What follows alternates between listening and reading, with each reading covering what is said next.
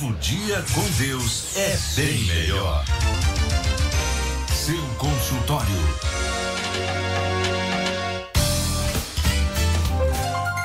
Onze horas e 10 minutos. Hoje, sexta-feira, é o quadro Seu Consultório, onde falamos aqui de saúde, e você pode interagir também conosco enviando as suas perguntas para tirar suas dúvidas aqui com os profissionais que por aqui passam.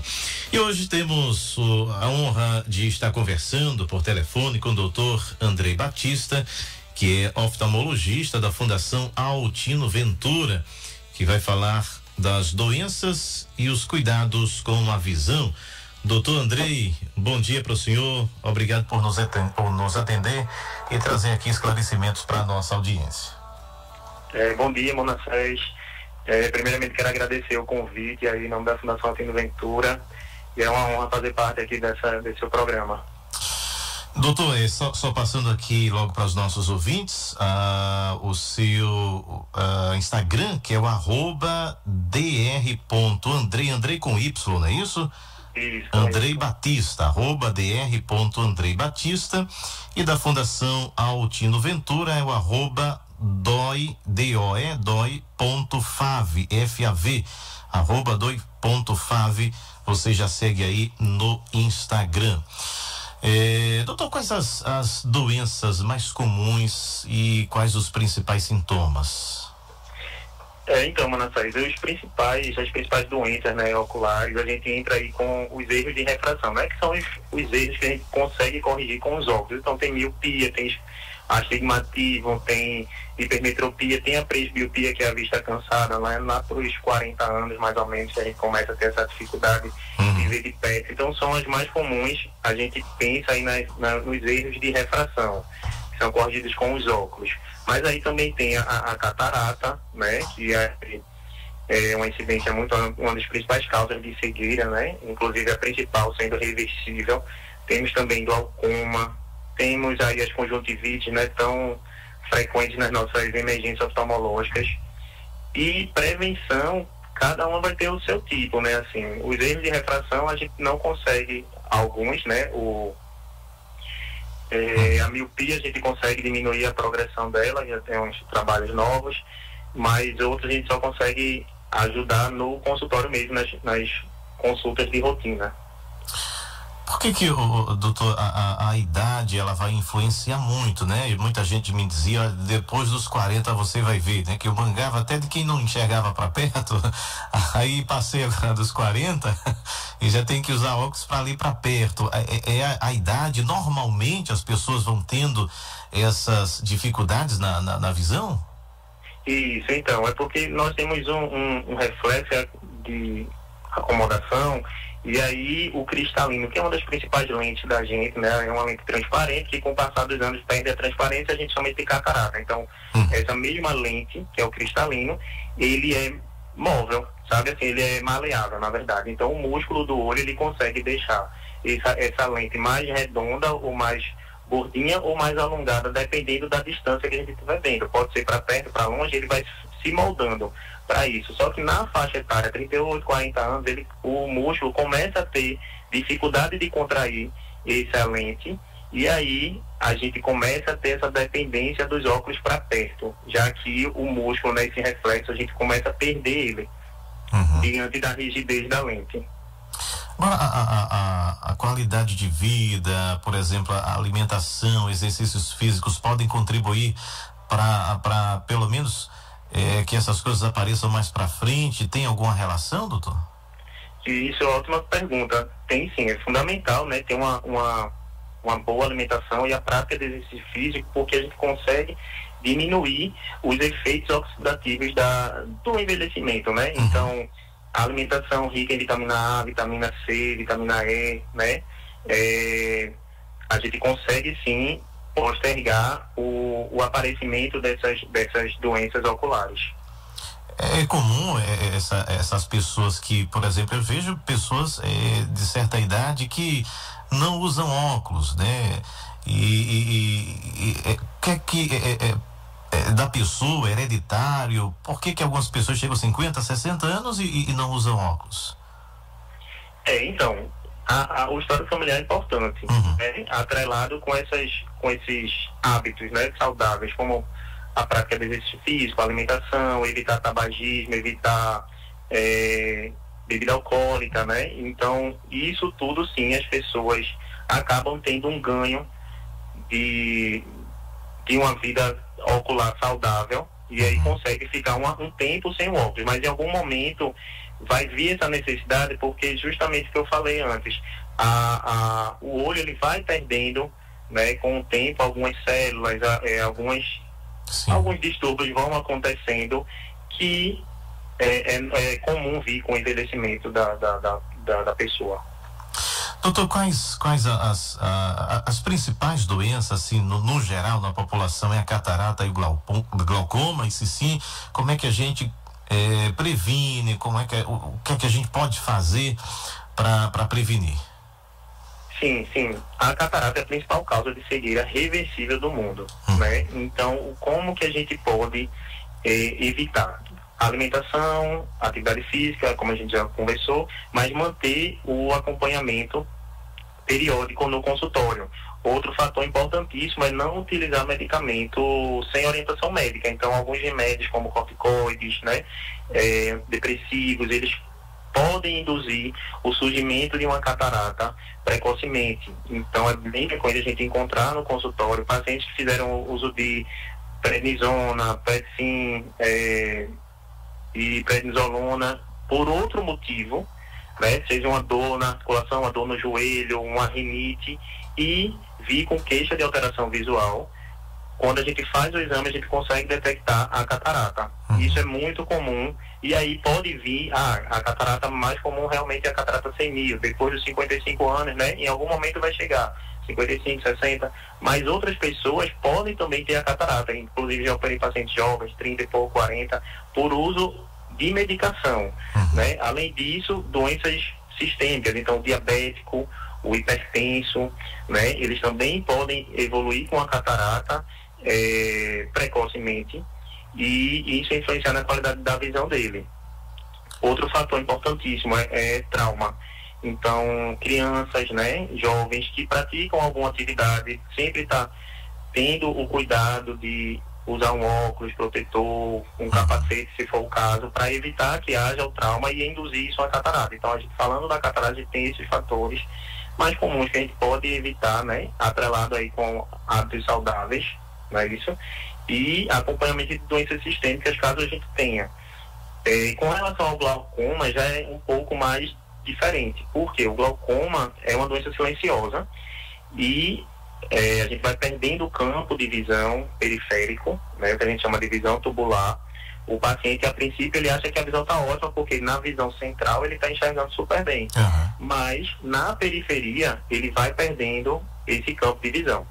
E o glaucoma tem um componente familiar importantíssimo. Então, se os pais tem um histórico familiar, né, positivo, a gente já fica atento a estar acompanhando mais de perto o paciente, né, e as consultas periódicas, visto que a gente não tem um sintoma que vá induzir, que vá sugerir ao médico ou ao paciente que está com glaucoma, né. O fato de ter, perguntam várias vezes, e pressão alta. Não, existe glaucoma com pressão normal. Então, o paciente, ele tem a pressão normal e, mesmo assim, ele tem a perda do campo visual decorrente do glaucoma.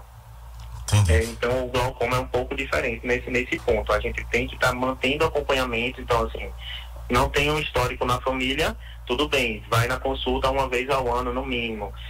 Você já tem um histórico familiar, então você tem que ficar mais atento a isso e procurar esse acompanhamento, né, com o oftalmologista, para que a gente possa fazer os exames e, caso detectado alguma suspeita, a gente já agir mais coercivamente, né, para evitar que o glaucoma se instale e, caso instalado, a gente evite a progressão dele.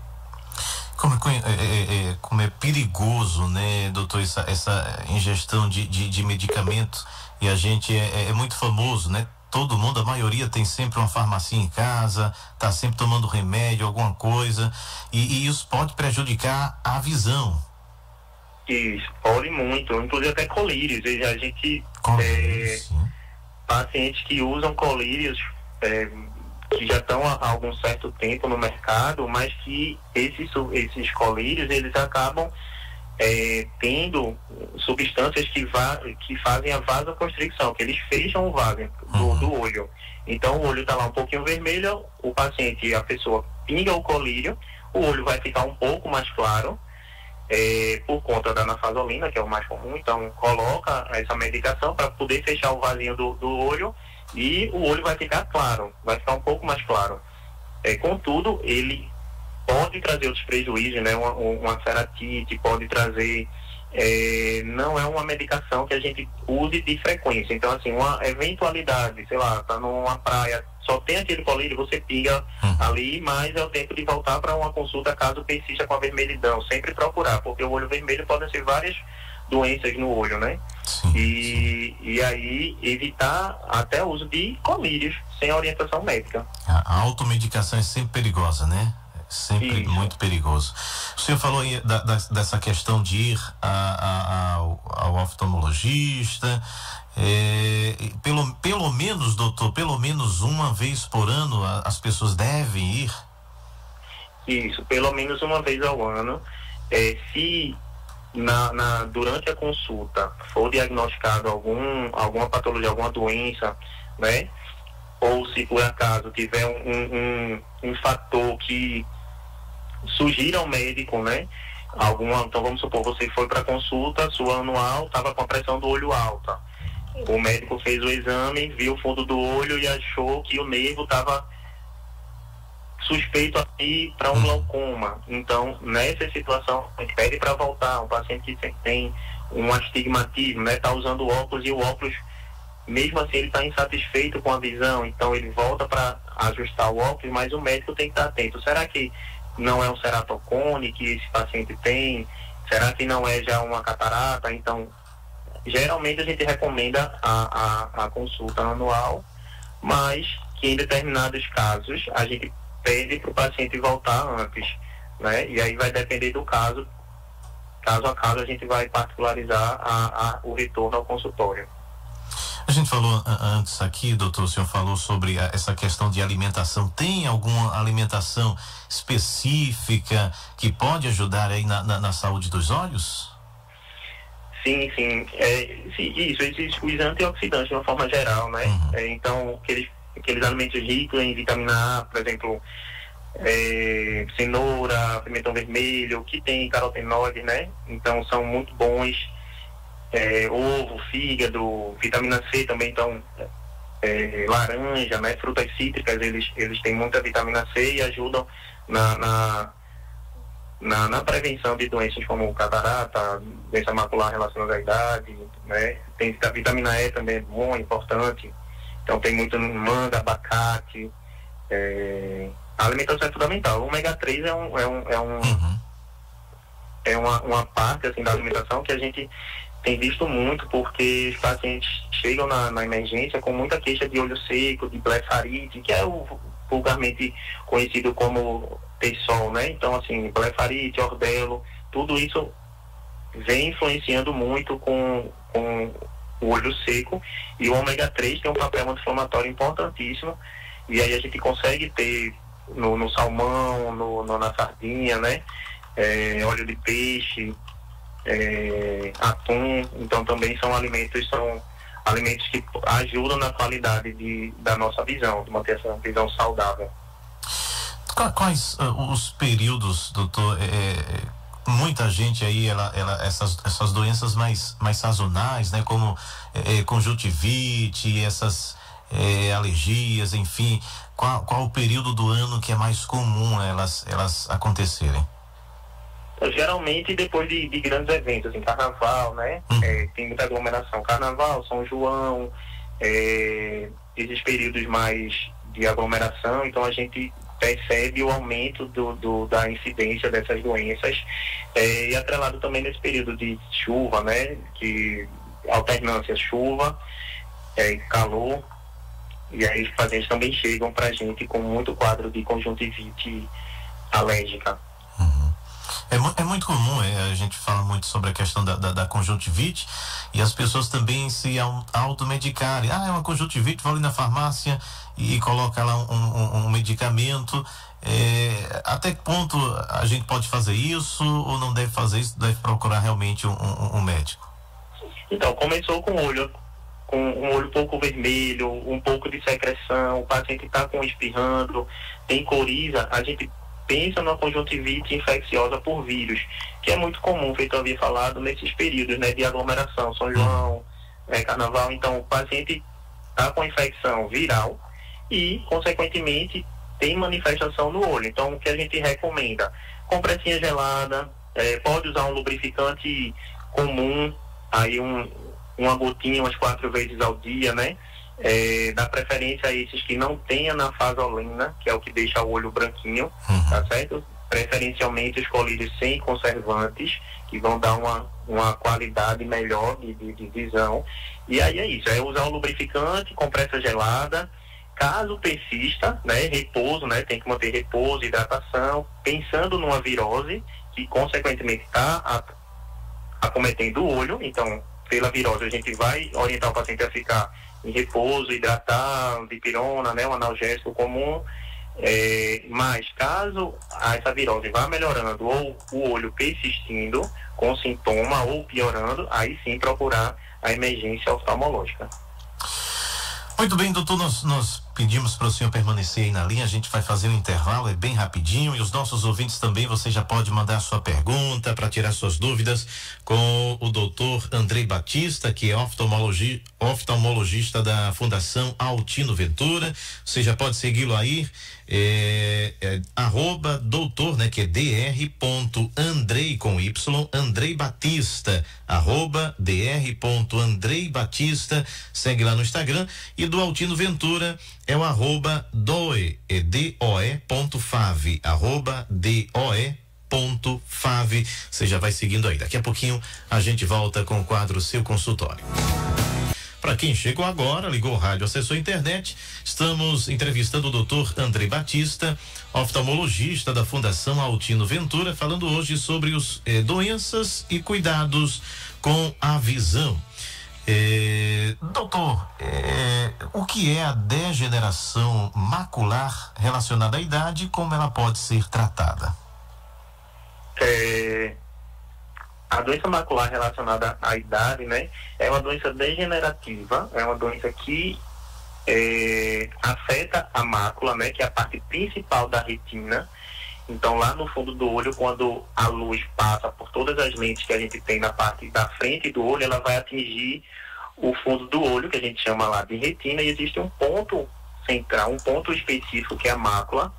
Eu faço uma alusão assim, como se o olho fosse uma televisão. Então, a gente tem a parte da frente, que tem a tela, mas tem um fundo da televisão que também tem que estar funcionando muito bem. Então, a doença macular relacionada à idade é quando o fundo do olho, ele sofre uma doença degenerativa, que é pelo envelhecimento, de uma forma geral, e aí há um acúmulo um depósito de resíduos, para entender mais facilmente, um acúmulo de resíduos lá no fundo do olho, na mácula, decorrente do envelhecimento. E aí as membranas que existem, elas começam, com o passar do tempo, a perder o suprimento de alimentação, o sangue que precisa chegar lá bem, sabe? E aí começa a se depositar esses resíduos, que a gente chama de drusas, e aí, consequentemente, devido à falta de sangue, aos acúmulos desses resíduos na mácula, o paciente começa a perder a visão central. Aí já é diferente do glaucoma. Na doença do DMRI, né, que é a doença macular relacionada à idade, a gente tem a perda da qualidade de visão central. O paciente começa a ver umas manchinhas pretas, inicialmente são distorções de imagens, então você não consegue ver aquela linha retinha, você vê o borrado, entendeu? No eixo, na visão central. Então você consegue ver na periferia a linha reta, mas no eixo, no ponto central, ela distorce. Então isso aí já sugere para o paciente que tem algum problema, mas infelizmente inicialmente é uma doença assintomática e quando o paciente nota algum sintoma, é que ela já progrediu. Então, é a importância de manter o acompanhamento regular, por isso que eu falei, no mínimo uma vez ao ano. E aí, se o oftalmologista, né, lembrando que ele precisa fazer o exame do fundo de olho, se ele vai para a consulta e o oftalmologista já vê sinais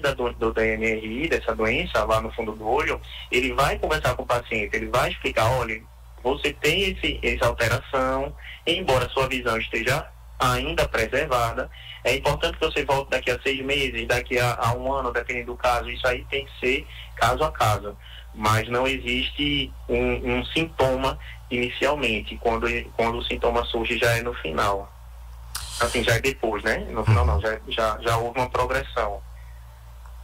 Doutor, hoje um grande problema, né, para essa geração, né, que as telinhas, né, celular, computador, televisão, e para nós também adultos, né, a exposição prolongada, às vezes passa ali, tem crianças e jovens que passam às vezes o dia todo nessa exposição. Quais os males que isso pode causar na visão?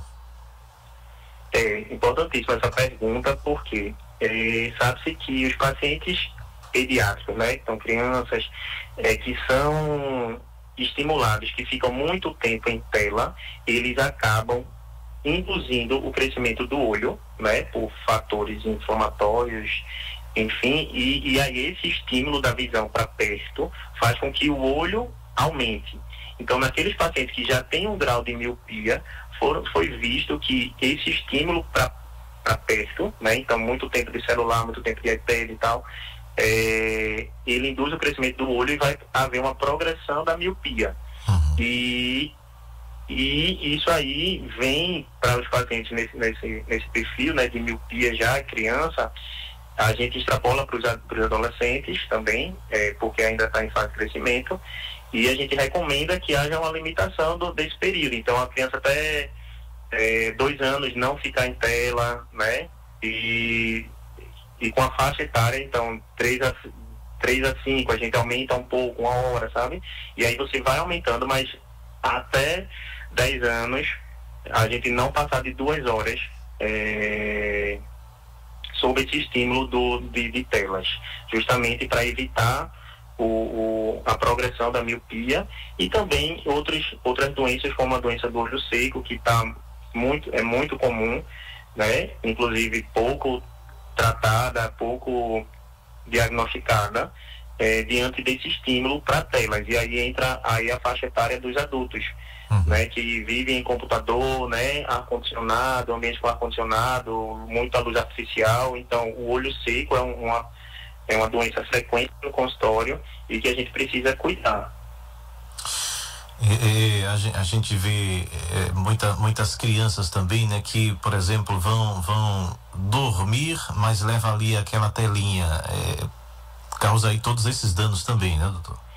Até pior. Além desses, também vai alterar o ciclo da gente, sono-vigília. Então, o olho, né, nós temos o ciclo circadiano, e aí o olho ele vai filtrar essa luz, né? Então, se ele está tendo exposição à tela, acaba que tem muito mais estímulo luminoso, e aí esse ciclo circadiano, né, ele vai ser alterado. Então, a criança vai dormir mais tarde, porque não está tendo sono, a indução do sono, né, então não está sendo satisfatória, então ele acaba dormindo mais tarde e, consequentemente, ele tende a acordar mais tarde, ou se por acaso precisa acordar mais cedo por algum compromisso, seja a escola ou algum outro, ele vai ter uma manhã mais cansada, mais cansativa, né? Ele vai se sentir mais indisposto porque não está tendo um sono preservado, um sono legal. E aí os pais têm que estar atentos a isso. Não é só a progressão da miopia, nem o olho seco, mas também essa alteração do ciclo, que acaba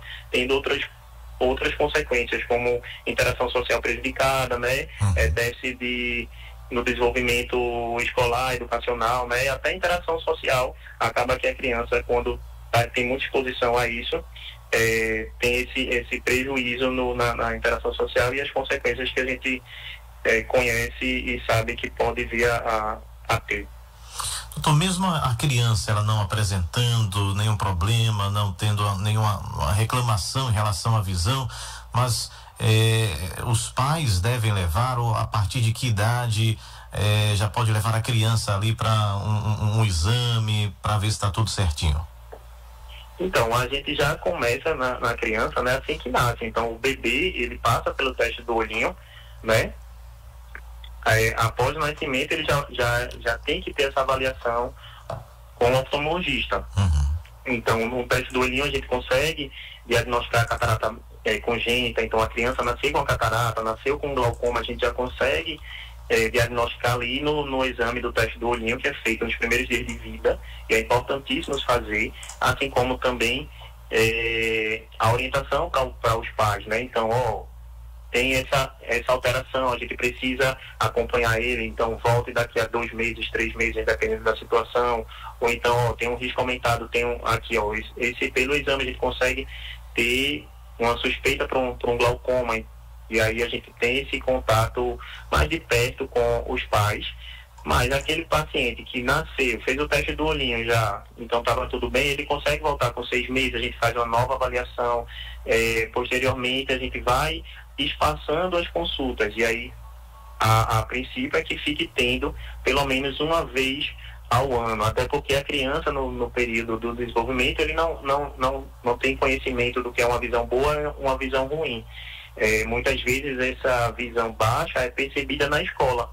Então, no período de alfabetização, que a criança começa a ter essa dificuldade para enxergar de perto, de longe, aí é que vem o diagnóstico da miopia, sabe? Então, é importante que os professores, que os pais estejam atentos a isso. Então, a criança que está querendo assistir muito, não enxerga bem de longe, então ela prefere estar tudo mais para perto, o pai tem que ter atenção e levar para consulta. Então, de rotina, deve-se começar a avaliação oftalmológica no teste do olhinho assim que nasce, e, consequentemente, a gente deixa de 6 meses ainda nos primeiros 2 anos, e depois as consultas regulares a cada ano, dependendo de caso em caso. Doutor, eu já vi algumas pessoas falando em relação à coceira no olho, como a gente coça o nosso olho. Isso pode também trazer algum prejuízo, a forma de coçar os olhos? Muito ótima pergunta, Ana Fés. A coceira nos olhos, a gente precisa identificar a causa. Então, pode ser uma alergia, pode ser até a própria blefarite, que é o acúmulo de secreção. A gente tem várias glândulas que produzem uma secreção oleosa na pele, e aí na margem da pálpebra elas podem ficar sendo acumuladas, essas secreções ficam acumuladas, e isso induz a coceira. Então, está coçando os olhos, leve ao oftalmologista para a gente fazer a avaliação, porque o ato de coçar pode ser por conta dessa blefarite, desse acúmulo de sujeira. Então a gente recomenda que faça a limpeza da pálpebra, né, com aquele shampoo de criança, outros produtos específicos que existem para limpeza da pálpebra, e também evitar coçar. Então pode ser a coceira por uma conjuntivite alérgica, entendeu? Então a gente precisa dar o diagnóstico certo para tratar o sintoma. A coceira, no caso, é um sintoma, e a gente precisa identificar a doença para tratar corretamente, mas o ato de coçar, ele pode induzir. Por exemplo, o paciente que tem astigmatismo e coça muito o olho, ele pode desenvolver o ceratocone. E o ceratocone é o quê? O ceratocone é o quê? A gente tem, eu já havia falado, várias lentes no olho. Uma delas é a córnea. Então, ela fica na frente da íris. A íris é o que dá a cor do olho. Então, verde, castanho, aquilo ali é a íris. Muitas pessoas falam também de menina dos olhos. Então, na frente da menina dos olhos, na frente da íris, a gente vai ter uma lente transparente, uma córnea, que, se ela for irregular, a gente chama ela de astigmatismo. Existe um tipo específico, que é o ceratocone, que essa irregularidade, ela é muito... tem uma forma especial. E aí isso causa muita distorção de imagem, sabe? É como se fosse um chapéu de aniversário, aquele chapéu de criança, sabe? Então, a córnea, ela começa a ficar pontiaguda, né? E o ato de coçar vai deixando a córnea, essa lente, mais fina, e com esse afinamento há um enfraquecimento da córnea e induz esse formato de cone. E aí é uma doença importantíssima, assim, é uma doença que piora o paciente, inclusive pode chegar à necessidade de um transplante de córnea. Olha só. Então, o ato de coçar deve ser abolido da nossa rotina, sabe? Tem que procurar estar coçando o olho, leve ao oftalmologista para a gente identificar a causa. Pode ser uma conjuntivite alérgica, pode ser uma blefarite, pode ser uma conjuntivite infecciosa, sabe? Então, assim, tem que ir para essa avaliação e não coçar de jeito nenhum. Quer dizer, claro, a providência inicial ali é procurar o atendimento profissional. Tem alguma coisa que a gente possa fazer para pelo menos amenizar, pelo menos quando está a caminho, lavar ali com soro, com água mesmo, para aliviar? Pode fazer isso? Isso, uma coisa que eu sempre recomendo é o quê? Do mesmo jeito que a gente precisa lavar o couro cabeludo e evitar uma dermatite seborreica, né, aquela caspa no couro cabeludo, a gente tem que lembrar dessa limpeza dos cílios. Então eu recomendo sempre o quê? A higienização com shampoo infantil neutro na hora do banho, entendeu? Isso aí para todo mundo, já fazer essa limpeza regularmente, porque a blefarite, que é esse acúmulo de secreção oleosa, pode gerar essa caspinha e aí o paciente começar a coçar por isso. É muito mais frequente que seja pela blefarite do que um ceratocone, entendeu? Então a primeira coisa a fazer, tá coçando, vamos fazer aqui a limpeza. A compressa morna, ela otimiza essa limpeza. Por quê? Pense numa panela suja de óleo, por exemplo. Então, se você vai limpar uma panela suja, por mais que você passe o detergente, ainda fica um pouquinho meio suja. Se você botar água quente antes, você consegue melhorar a limpeza com detergente. Então, tá usando o shampoo de criança, né? Lógico, com o olho fechado. Tá passando a espuminha, mas mesmo assim o olho coça, faça a compressinha morna antes da limpeza. Use um lubrificante sem conservante umas 3 vezes ao dia, sabe? Uma gotinha 3 vezes ao dia. Mas a coceira tá persistindo, aí é o momento de ir para consulta. Doutor, quais as diferenças entre miopia, hipermetropia e astigmatismo? Pronto, então, o astigmatismo, feito eu havia falado, é uma irregularidade nessa lente que a gente tem na frente da minha dos olhos. Então, a córnea, ela é irregular, né? Então, tem uma parte dela que é um pouquinho mais curva e tem uma parte dela que é um pouquinho mais plana. E essa diferença faz com que surge o astigmatismo. E aí o astigmatismo vai dar a distorção da imagem, né? Tanto para perto como para longe. A miopia já é o quê? É a dificuldade de ver de longe. Então, o olho, existem alguns tipos de miopia, né? Mas o mais comum é quando o olho ele é um pouquinho mais longo. Então, a miopia, né? A luz, quando entra, ela não consegue chegar naquele ponto lá, na mácula, na retina, naquele ponto principal. Ele não consegue chegar e aí a qualidade da visão para longe fica ruim. Já a hipermetropia é o inverso, é quando o olho, né? O olho é um pouquinho mais curto.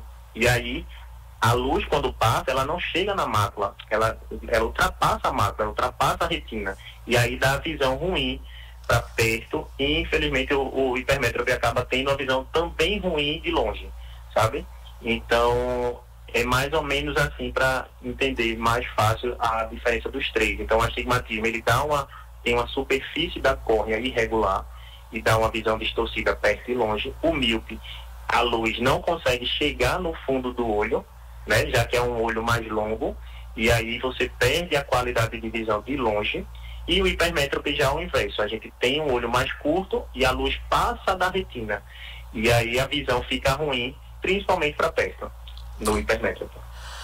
Bom, tem, claro, outras doenças que poderiam ser faladas aqui, mas a gente também tem, doutor, as perguntas e as dúvidas dos nossos ouvintes. Eu achei interessante aqui, uma pergunta, a relação da Covid com problemas de visão existe, doutor? Já tem alguma coisa comprovada em relação a isso?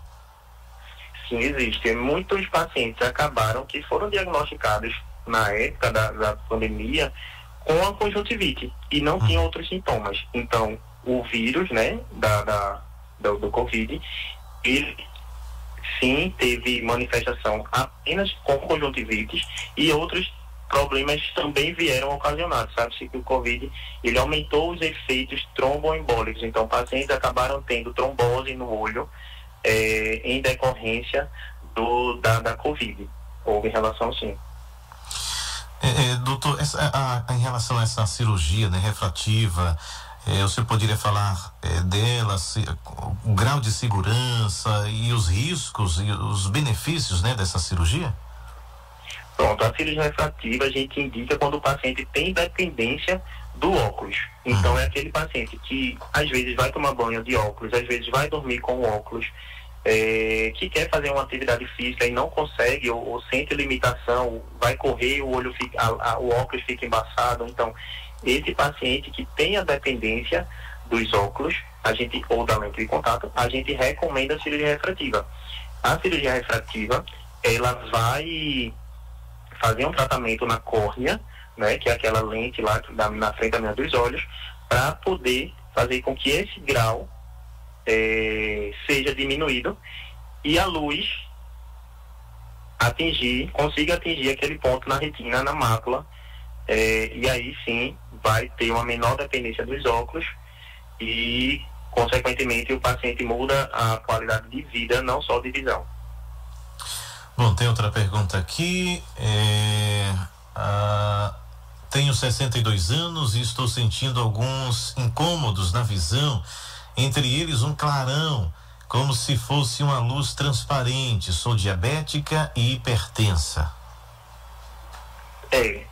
Nos pacientes que têm hipertensão e diabetes, eles precisam ter esse cuidado maior, porque a própria diabetes, então o clarão que ela está referindo aí pode ser uma catarata, e aí o cristalino, que é a lente natural da gente, transparente, pedra transparente, a gente chama de catarata. Então pode ser que a catarata esteja fazendo com que haja essa distorção da luz e ela perceba o clarão, perceba essa queixa visual.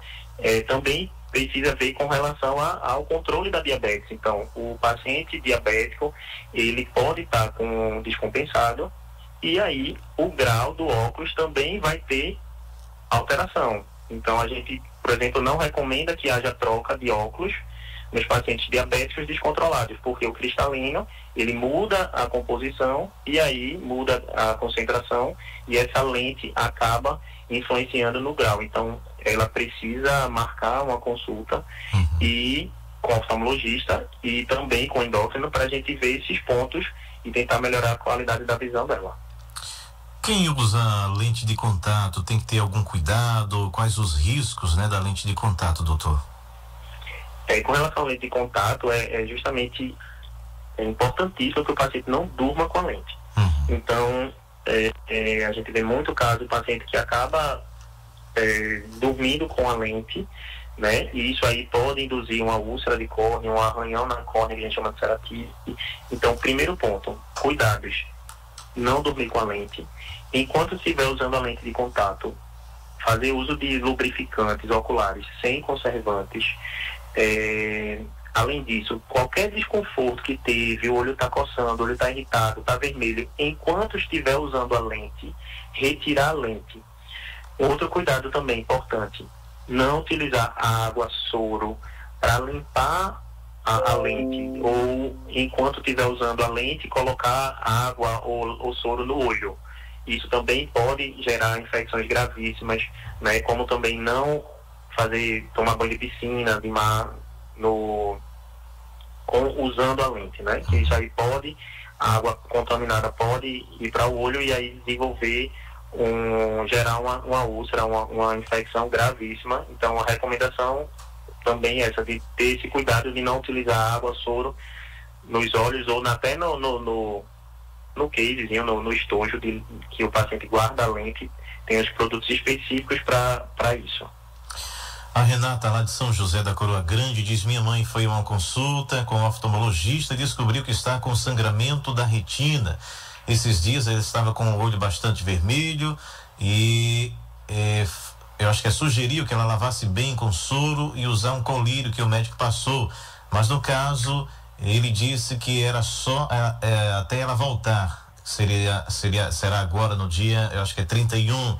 Ela diz assim: não sei o que fazer, como amenizar essa vermelhidão no olho dela até a volta da consulta? Então, Renata, o sangramento na retina, feito eu havia comentado, a retina é na parte de dentro do olho. Então, o colírio que está usando, ele vai atingir a parte anterior, a parte da frente do olho. Precisa saber se realmente o sangramento é na parte lá da retina, que é no fundo do olho, e se for um sangramento na retina, identificar a causa, né? Ou se é só um sangramento na parte da frente do olho. E é isso. Se tiver persistindo o olho vermelho, procurar essa orientação. Como tem um certo tempo, até dia 31, caso haja persistência da vermelhidão, retornar ao médico, apesar dele ter dito para voltar dia 31, mas você dizer, eu estou usando lubrificante, estou usando o colírio, que a gente não sabe qual, né?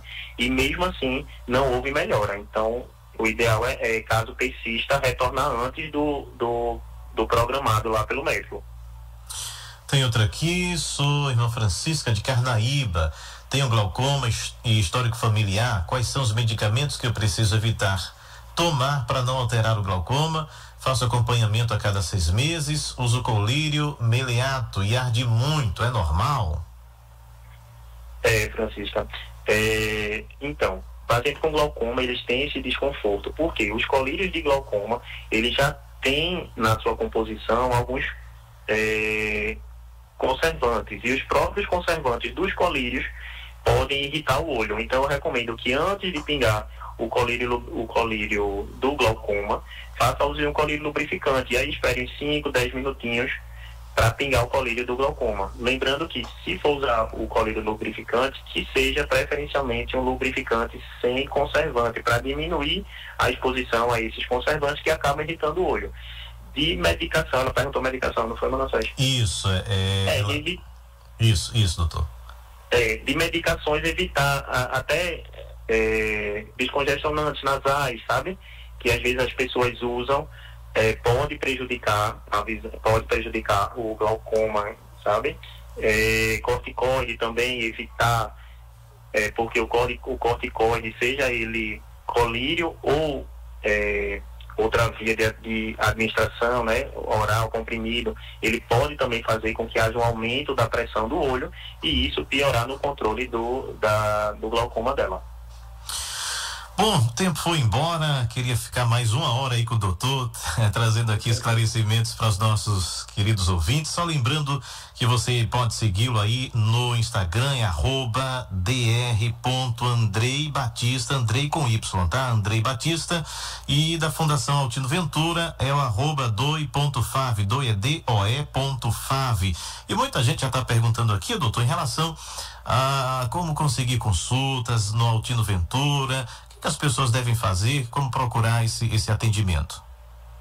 Então, Manassés, no Altino Ventura existe o telefone também para informações, né, que é 81 30 81 30 30, mas a consulta no Altino Ventura ela é feita através da central de regulação do município, do município, né, da sua residência, e aí essa central de regulação vai marcar a consulta diretamente com o Altino Ventura, sabe? E tem esse telefone que eu passei que ele consegue dar informações também para os pacientes. Que é o 3081 3030.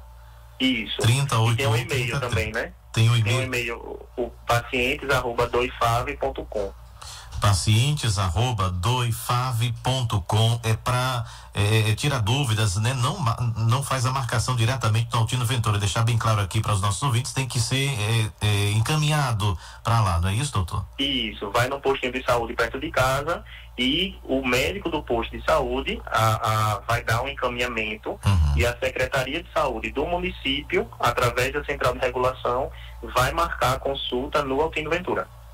Doutor, e aqueles ouvintes que querem também fazer uma consulta, o senhor também atende? Qual o telefone para as pessoas estarem aí anotando e entrando em contato com a clínica, com o senhor? Então, o contato pode ser através do 98129 8760. 8129-8760. Esse aqui é da sua clínica, não é isso? É, da secretária. Eu atendo no Hope e no Real Visão, lá no Hospital Português. Vai falar aqui com a secretária Letícia pelo 8129-8760. 8129-8760. Os irmãos que não anotaram aí, pode mandar pra gente aqui pelo zap, que eu mando o contato tudinho certinho pra vocês. Doutor, nosso muito obrigado por nos atender. Um ótimo final de semana e até a próxima. Fique à vontade aí para suas considerações finais. Por nada, Manassés, eu quero agradecer o convite. Foi uma experiência incrível poder compartilhar aqui um pouco do conhecimento da oftalmologia para o paciente, né, para o ouvinte, que eu entendo, sei da dificuldade que é, e uma parte da medicina que é tão rica, né, e eu tenho uma maior satisfação em exercê-la. Obrigado. Obrigado, doutor. Forte abraço. Um abraço, tchau. Aí você ouviu o doutor Andrei Batista, oftalmologista da Fundação Altino Ventura.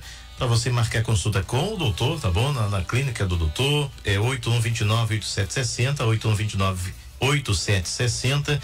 E para tirar dúvidas, esclarecimentos, não é marcação lá no Altino Ventura. Você liga para o 3081-3030, 3081-3030, de segunda a sexta, das 7 às 13 horas, para dúvidas. E tem o e-mail que é pacientes@doifave.com.